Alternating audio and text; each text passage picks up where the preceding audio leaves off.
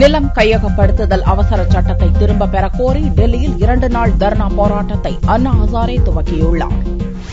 நிலம் கையகப்படுத்துதல் அவசர சட்டத்தை மோடி அரசு கொண்டு வந்தது. திட்டங்களுக்காக நிலங்களை கையகப்படுத்துவதற்கு முன் 70% உரிமையாளர்களின் ஒப்புதலை பெற வேண்டும் என்ற முந்தைய சட்ட விதி அவசர சட்டத்தில் நீக்கப்பட்டுள்ளது.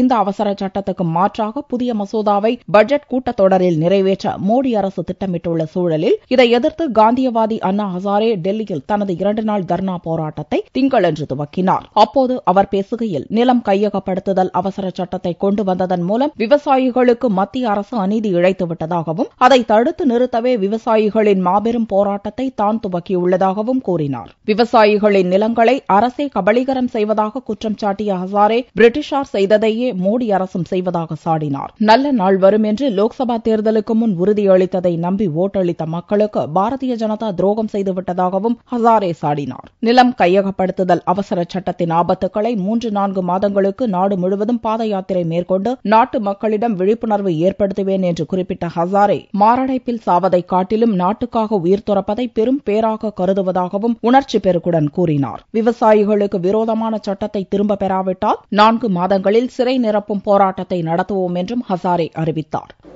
और ऑर्डिनेंस निकालकर जो कानून में जो बातें थी वो निकाल दी।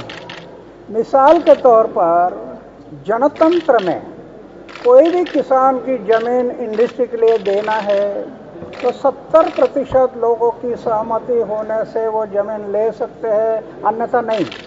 जनतंत्र कह रहा है, ये कानून में था, इन लोगों ने उसको निकाल दिया।